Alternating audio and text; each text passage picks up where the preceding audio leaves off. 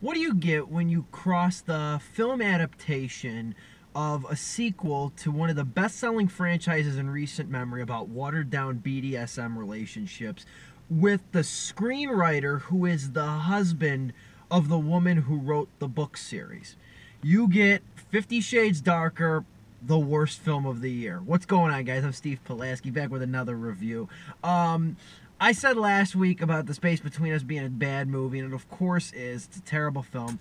This takes the cake. The Space Between Us was the worst film of 2017 for about 6 days, and then I saw 50 Shades Darker. This is the sequel to 50 Shades of Grey back in 2015, and I guess people still care about the book series. I don't know. I was surprised that my showing had so many people in it.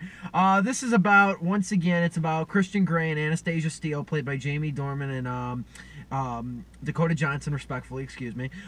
These two, they're young, they're in love, they're still carrying out this BDSM relationship, even though Anastasia's a little bit still skeptical about Christian Grey and whatnot.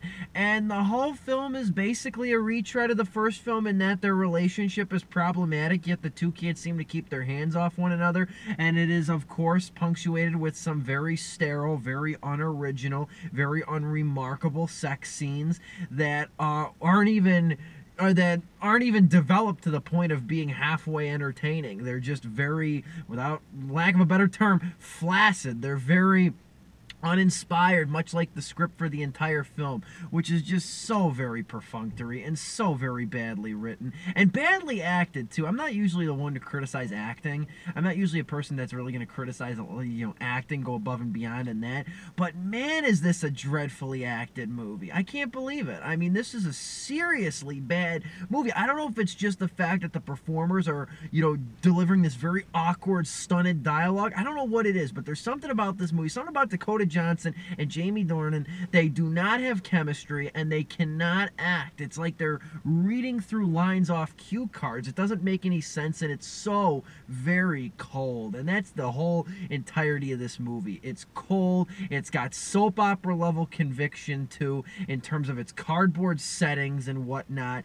It's really a sight to behold. It's a terrible movie, and this is coming from somebody. I didn't hate 50 Shades of Grey, but this movie's also problematic for a number of reasons in terms of just tone and in terms of portraying the BDSM relationship, which the BDSM community ought to be insulted for something like this. I will go into more detail in my review on that and how the power dynamics of this movie and how the relationship of gender is just so skewed in this.